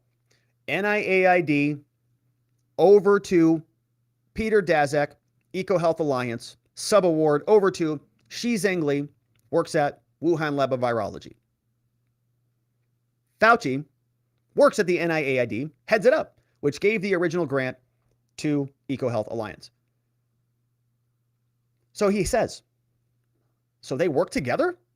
And that's directly funded by the NIAID? Well, there you go. He says the funding, it does go to EcoHealth, which awards the sub-award. And to my knowledge and recollection, it's a 5-year grant, somewhere between 500 and 600K. Do you know whether Peter Daszak has access to some of those same virus genomes that Bat Lady generated at Wuhan? He says, well, I want to make sure I'm giving you an accurate answer. He says, okay, let me ask the question again. Do you know, Dr. Fauci, whether Daszak had access or is in possession of data generated by Bat Lady to their research together, including genomes of the vid? Fauci says, I don't know absolutely for sure, but I would imagine that if Peter Daszak is collaborating scientifically with Shi Zhengli, that it is likely, given the norms of scientific collaboration, that he would have access to the data if they were indeed collaborating, which it looks like, from what I learned subsequently, that they are collaborators, since there is a sub-award to Wuhan that does go to Bat Lady. Would it be ordinary practice for someone in his position to have access to her awards? Fauci says, yep, that wouldn't be unusual at all. Can you take a look at this email marked Exhibit 5? Looks like there's an email someone sending to you and somebody named Jen Ruth. It's coming from somebody named Greg. Who's Greg Folkers? Oh, Fauci says, oh, Greg, we love Greg. He's a member of our inner office. He's my immediate chief of staff. And who's Jennifer? She's our communications staff. And how about below her? Well, all of the team, this is how they all make up the team. And it looks like there was an attachment on this email. It says that these are talking points for the NIAID director. That's you, right, Dr. Fauci? So it's a common thing for your chief of staff to prepare talking points or press appearances for you. And Fauci said, well, yeah, that would not be, not unusual. If I'm going to a meeting or Congress or whatever, subject was brought up, I want to be familiar with the talking points, and so I should know about it. Okay, that's great. That sounds like it's a pretty normal thing. No problem. If you look at the body of the email, it also says hyphen, hyphen, hyphen. You see that? Fauci says, no, I don't see it. Hold on. Where are we? He says, well, it's close to the top. Also, when talking about COVID, not necessarily in this venue. Do you see that? Fauci says, no, I'm sorry. I don't see it. He's like, oh, for the love of all. He says, as a placeholder. Okay. He said, all right. He says here, and Greg, Mr. Folkers says to you, we have on our team, and then in parentheses, these 3 people, Vincent, Daszak, Barrick, Lipkin, and others. Do you see that? Yes. Do you know what it means when he said that those people are on your team? Does he mean that you fund them if they're on your team? I think he means, and he says, I can't tell you because I'm just speculating here, but I don't recall this email from January 2020. I don't recall. There's another one. My speculation is that what Mr. Folkers was referring to were people that were in our group and that were colleagues of ours. I mean, Peter Daszak was already mentioned. He's a grantee. He already got money from us. Barrick's a grantee. He got money too. Lipkin's a scientist at Columbia. I believe Vincent, though I don't know, could possibly be Vincent Munster. He's a scientist at the NIAID too. All these people are involved. Now, 2 paragraphs down, Continue reading, doctor. It says that the NIAID has funded Peter's group, referring to Daszak, for the coronavirus in China for the past 5 years to understand the risk. And then there's the grant number. Do you see that email in your talking points? He says, yeah, I see that. And that, I take it, would be the grant that we referred to earlier in Exhibit 2 with the title Understanding the Risk of the Coronavirus. He says, I'm looking at Exhibit 2. The title is Understanding, and that's the grant number is 1R101. He said, okay, I don't need them to hear the grant numbers. That's fine. Can I just ask you, do you recall that grant being placed on your radar January 27, 2020? Because he got the talking points in an email, right? So he's aware of this. He says, well, based on this email, it looks like Mr. Folkers has at least mentioned it, but I wouldn't characterize that as being on my radar to the point of garnering nice attention to it. It just shows up in my talking points. It doesn't mean anything. Fauci says, well, let me finish reading the email. So a bunch of time goes by. The lawyers are like, oh gosh, this guy. All right, read faster. He finally brings his head back up. He says, it says that's now been renewed with a specific focus to identify cohorts of people exposed to VATS getting sick from COVID. He says Eric Stemme is the program officer, and they're our collaborators at Wuhan. So Fauci says, yeah, I mean, look, I think that this was likely the situation where when the idea of an outbreak in China was brought up, or the vid, that my staff thought it would be important for me to understand the kind of things that we were doing. And I think the important sentence in here, which is relevant, is that the grant wanted to identify cohorts of people exposed to bats to see if there was spillover. I believe that's the intent of the talking points, not something else.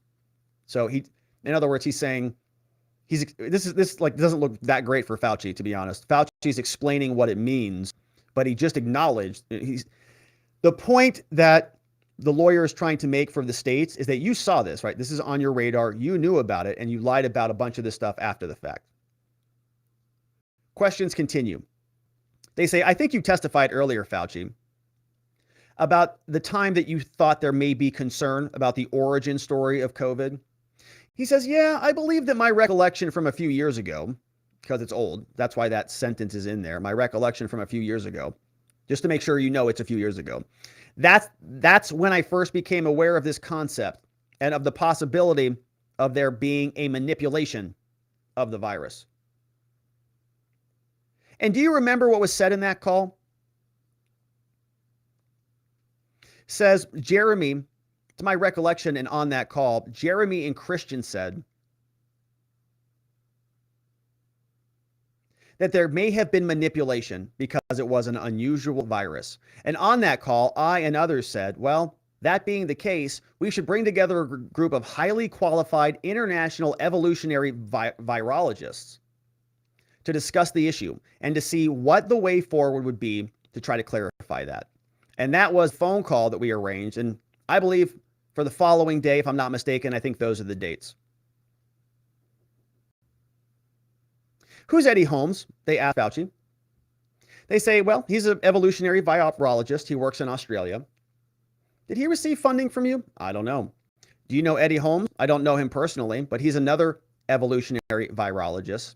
How about Christian Anderson? He says, yeah, I know him too. I've spoken to him a few times. I believe the first time, and again, when you say, don't you know, remember, we all go to international meetings. There are thousands, hundreds of people there. He's an internationally renowned scientist. I believe the first time I actually spoke to him was some time ago.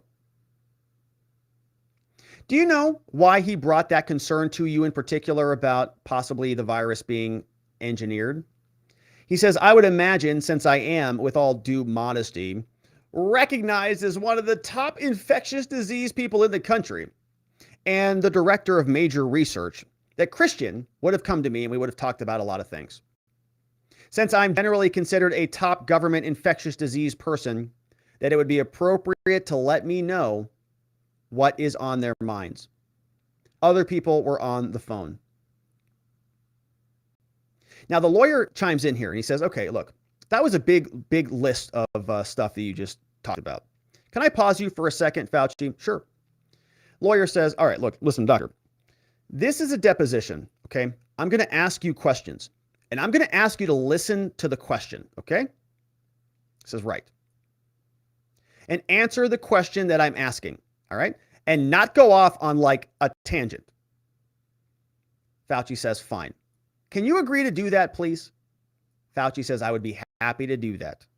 And defense lawyer chimes in and says, and counsel, I would also ask you to let the witness provide context when he feels it's necessary. Sauer says, yeah. So let me direct your attention to the first page of Exhibit 6 right in front of you at the bottom of the page.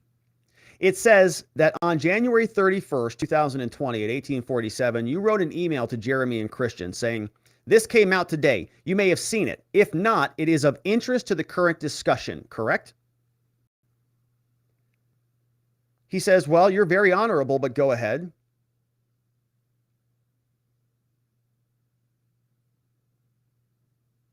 So there was something weird that happened here. Mr. Kirshner says something like, objection, Your Honor, not Your Honor. So maybe he said something like, You're honorable. Objection, Your Honorable. Objection, Your Honor. Weird. Anyways, Fauci says, well, you're very honorable anyways, but go ahead.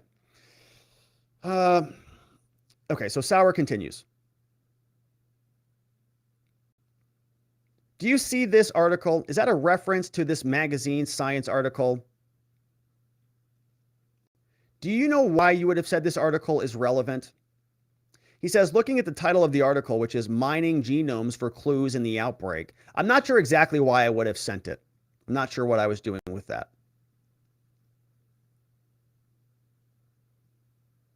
Shortly later in the depo, they ask about this specific sentence. They say, immediately above this sentence, Dr. Anderson writes, the unusual features of the virus make up a really small part of the genome. So one has to look really closely at all of the sequences to see some of the features. And some of the features look potentially engineered. You see that, Fauci? He says, yeah. Does that sort of concern, was that raised to you earlier on that day, on Friday, January 31st? Fauci says, yeah, the answer is yes. He was referring to some unusual features, but if I might just take an extra 5 seconds, he says, it says the unusual features of the virus make up a really small part of the genome, and one has to look really closely, and that was the tone of the discussion. And just quickly referring to that last sentence in the second paragraph, when he was talking about inconsistent with expectations from evolutionary theory, the next sentence says, but we have to look at this much more closely, so those opinions could still change. Now, they ask Fauci, they say, well, did you think that this was an alarm concern? I mean, he's saying that this could be a possibility. Did you think to look into that further? I think it was an interesting and important concern. And that was the reason why we all agreed it would be a very good idea to get a larger group of qualified virologists to look more closely and to take a quick look. Look over a period of a couple days to see if this concern was justified or if there could be another explanation for it. They look at some other documents. They go to the 8th page. They're rummaging through numbers, looking at bait stamps. 2432 is an inserted document. They go off the record and they take a brief break. There's a discussion off the record for 1 minute, 9:04 a.m. They have a conversation, back on 9:05. All right, Fauci, do you see the 8th page of this document? Yeah, it says, Hugh, it's essential that we speak. Yeah, at the top of that page, you sent this email to Hugh Auchincloss, correct? That's how you say his name, right? Auchincloss? He says, yeah. You sent it at 12:29 a.m. on Saturday, February 1st, didn't you?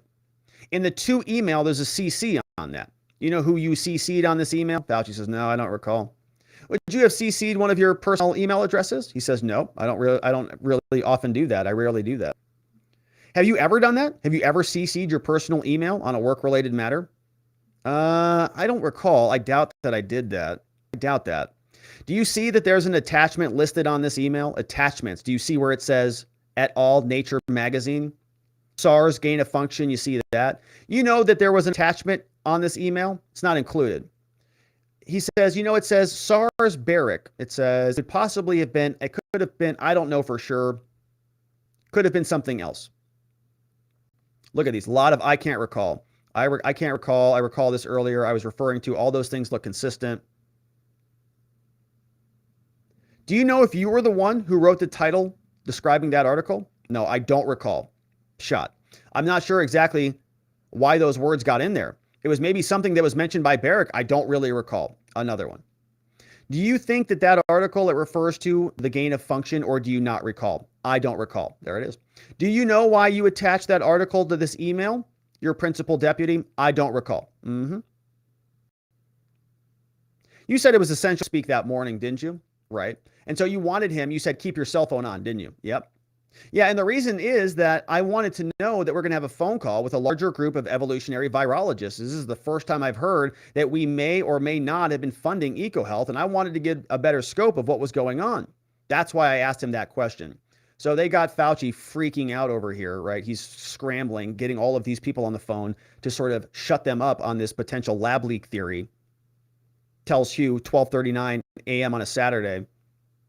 This is urgent. Did you call his cell phone that day? I don't know. I don't recall. Do you remember talking to him at all? I might have, but I don't recall. Later today, you said, read this paper as well as the email that I would forward you now. What are the tasks that must be done today? Were you concerned at the time that the work you had funded might have led to the creation of the coronavirus? Good question there. Fauci, were you concerned at that time that the work you had funded in China might have led to the creation of the coronavirus? Fauci says, I wasn't concerned that it might have, but I didn't like the fact that I was completely in the dark, like that little insertion there, about the totality of the work that were being done. And I was going into a phone call with a larger group of established scientists, and I wanted to have at my fingertips just what we were and were not doing. Now, in the call earlier that evening, had Christian Anderson or Jeremy Farrar raised this Nature medicine paper in any way? I don't recall. And how did you think of it? How did this at midnight affect your decision? I don't recall. Do you remember at all how this article got on your radar? I don't recall. And I think I showed you earlier the email. You remember that? I'm sorry, you were going pretty quickly. Let's move on. Your testimony, Fauci, is that you do not remember how you became aware of Xi, Barrick, and others. That's right. I don't recall. I mean, I became aware of it, but I don't really recall what specific day that was. So you see the floodgates have opened. All of the questions are now, I don't recall. I'm sorry. I'm getting confused with your question. So what is your question? Well, let me ask you this. Did you email Hugh Auchincloss? Yeah. Did you forward him this article? Yeah. I actually don't recall why I forwarded it to him. Oh, man, this guy, he's like one of the top virologists in the whole planet. He's an idiot. He can't remember anything. Did you forward him 2 articles, right? 12:29 a.m. Yeah. Do you know why you did that? I don't recall why I did that. I think I wanted him to be aware because the question that I was really getting at with him is that I want to find out what the scope of what we were doing in China, because they obviously called me up and said they had a concern about a virus. I wanted to make sure I knew everything that they were doing there. Do you remember? He says that was the purpose of my email. You remember talking to him about that? Do you remember talking to Hugh about your concern? He says, I don't remember talking to him, but I think somewhere it said, I'm going to call you somewhere. I don't recall speaking to him. I recognize the emails because, as I said, and I'll repeat, I was going to be on a phone call with a large group of people, very versed in the field. I was not familiar with these grants. Did you ever raise those grants in the phone calls? Do you remember any? Here's a great question. So a lot of I don't recalls. No, I don't recall bringing this up. In fact, what I did have is other information. It's not even my field, though. So the state lawyer asks him, all right, listen, dumb doctor, do you remember saying anything at all on that call? I may have said a few things, but I was relatively silent. Do you know what they were? Fauci says, what were? Now he's just being a jerk. I may have said a few things on the call, but relatively silent. Do you know what they were? What were? The things you said on the call. The things you may have said. No, I don't recall. But I certainly am not one of the people actively engaged in the discussion. Do you know who this person is? Lawrence Tabak? Yeah, at the time, he was at the NIH. And now we're looking at other communications and this article. Do you remember a phone call that happened? No, I don't recall. In your official calendar, it says you've got a call with Jeremy Farrar at 2 p.m. that day. Would you dispute that? He says, I don't recall when it was. I mean, if my calendar says it was at 2 p.m., then it likely was at 2 p.m. I don't recall. Shot. Was Tabak on that call? I don't believe so. I know that Francis Collins was, but I don't believe that Harry was. Would you send it to him so that he could give Francis Collins a call? I don't recall. No, I don't recall. Did you do anything here? I don't believe so. More specifically, did you discuss anything with Francis Collins that day? I'm not exactly sure the point you're making. Doesn't matter. I'm just asking if you discussed the issue with Francis Collins. Did you talk to him at all about this? I don't recall. So this is basically how this is going. We are now at page 68 of 446. Can you turn to the next page? What's the time of that email? 5:51 in the afternoon. You respond to the email at 11:47 a.m. that morning. Okay, so like he's on this thing. And they get an objection. I'm asking you to identify what time you sent the email.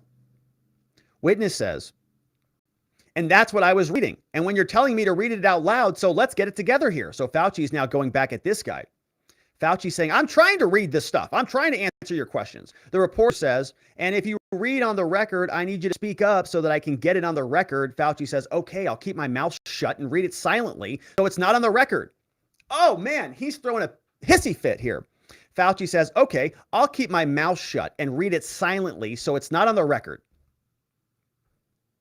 He says, okay, what's the question, sir? Okay, he's getting very agitated. So the government says, I'm sorry, the states say, Auchincloss emailed you saying, the paper you sent me says the experience would perform before the gain of function pause that have since been reviewed and approved by the NIH. Do you know what he was referring to then, Dr. Fauci? No, I don't exactly, but I'm assuming that I think correctly, appropriate of what I've been telling you for the last several minutes, is that what I wanted to get a feel was for the scope of what we were doing. Hugh's response was he looked at it and he said, everything's been reviewed and approved by NIH and Emily Emberling, and says that this was the understanding of the funding in China. It says that Emily is sure that no coronavirus work had gone through the P3 framework, which means it did not rise to the level of concern to get extra approval. She will try to determine if we have any distant ties to this work. All of these sentences and states are compatible with that. I mentioned it to you a couple of times. This is the first time I've heard of it. So, okay. Now you see sort of how the rest of this is going. And if you just fast forward through this, basically what's going to happen is there will be additional I don't recalls, and there's a lot more to get through. So that is just the nuts and bolts of it. Now, there's another 600 pages or 450 pages or so that you can read through. We, of course, are not going to be able to cover it all here today, but that is what this looks like with Fauci. I mean, it's basically a bunch of I don't recalls. And we'll see if anything comes of it. But that's from Dr. Fauci. Now, we also have reaction from other individuals who are responding to this. Fauci, he says, you know, I'm not the most perfect person out there, but he's perfect. But he wouldn't do anything if he had the opportunity. This is Rand Paul saying, yeah, Fauci is definitely not perfect. I can think of a lot of things that are problematic with his stewardship of America back during the coronavirus. There is no public figure or public health figure that has made a greater error in judgment than Dr. Fauci. The error in judgment was to fund gain-of-function research in a totalitarian country, fund research that allowed them to create super viruses that in all likelihood accidentally leaked into the public and caused 7 million people to die. Think about it. This is right up there with decisions, some of them malevolent or military, to kill millions of people. This accidental, but it goes to judgment. Talk about errors. You think he might apologize to the world for funding research that allowed super viruses to be created in a lab that was not properly outfitted for safety, that people were already reporting was dangerous, to support that type of research, and then to look the other way and say nothing to see here, and to cover it up. For the last 2 years, he's been covering his tracks, but we've got him red-handed, and he won't get away. Historically, he will be remembered for one of the worst judgments in the history of modern medicine. Yes, he will. That's Dr. Anthony Fauci, and he can't even remember anything, as you can see. I don't recall. Things are very, very complicated for him. It's very difficult to remember things, especially when you are potentially facing the responsibility of deaths of millions. This is Ted Cruz, who is saying prosecution might be a foregone conclusion, or maybe an impossibility, rather, is what I think he says. This is Ted Cruz. The way it works under our Constitution is that it is the executive branch that brings criminal indictments. It's the executive branch that prosecutes. So Dr. Fauci lied to Congress. He flat out lied to Congress when he said that no, the federal government had not funded gain-of-function research at the Wuhan Institute for Virology. Subsequently, the NIH has made clear that that was a lie, and that yet you know what? Merrick Garland and the Biden DOJ, they won't prosecute him. So when these clowns come in front of Congress and perjure themselves, I am sadly confident that Merrick Garland will not prosecute them. No prosecutions, because they're doing their bidding, right? They're saying the things that they want them to say. They are selling the policy narratives that they want. And so there will be no repercussions for them, of course. But that, my friends, is it for our liar friend, Dr. Fauci, who got sat down for a deposition. Can't recall anything, wasn't really responsible for much, just really didn't really know much about anything. He met thousands of people, thousands of stuff came across his desk, and that's the end of the story. Will prosecution take place for his lies to Congress and to America? We'll have to wait and see. But that, my friends, is it for us for the day. I want to thank everybody who was a part of the show over from our friends at watchingthewatchers.locals.com. We have a short show today. We wrap things up a little bit quickly because it's Tuesday. Alan Harkin is here on Rumble. He says, great to learn from your consistent hard work putting together complex facts and legalities for simple folk like me to understand. Well, Alan says, keep up your important work. Thank you. That's very generous of you.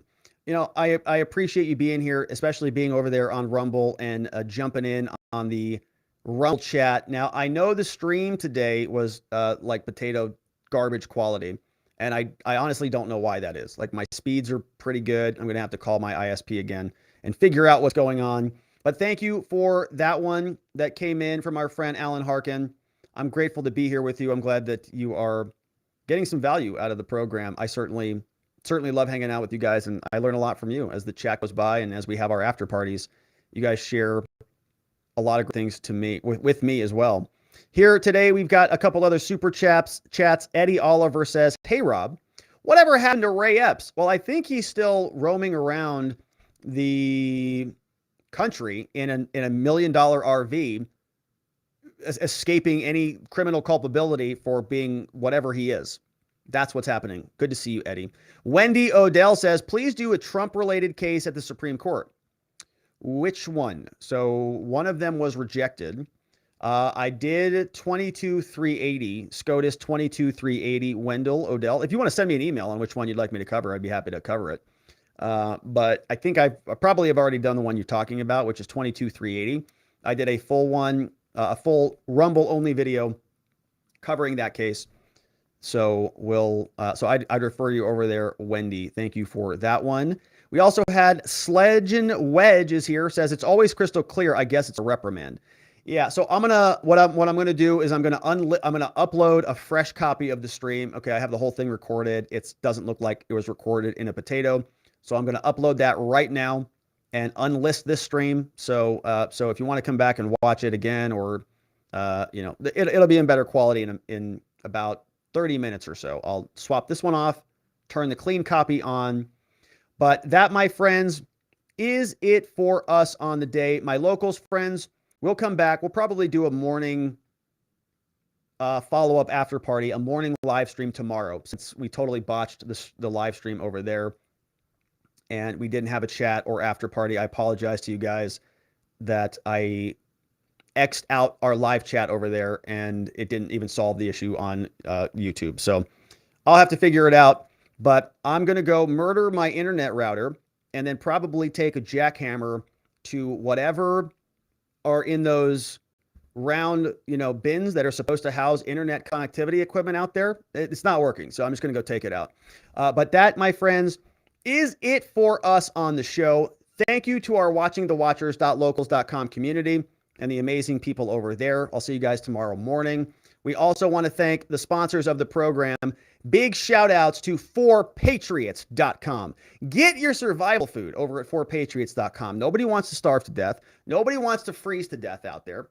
Got to get your electricity, get your solar panels, get fortified because the world's a mess. Also, I am a lawyer. We have an amazing law firm over at the R&R Law Group. We're in Scottsdale, and we offer free case evaluations to good people who have been charged with crimes. 480-787-0394 is our law firm. Online, rrlawaz.com. We help good people with any type of criminal charge. A lot of traffic violations sort of happen this time of year as people are snowbirds or traveling around. We see criminal speeding. People go up to the Grand Canyon. They go up to Sedona. They go visit family in Tucson. Reckless driving, a lot of those.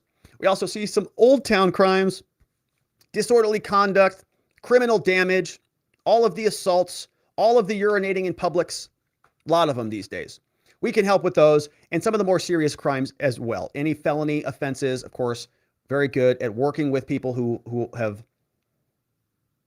a better path ahead of them, just need some help seeing it. We can make that happen. 480-787-0394.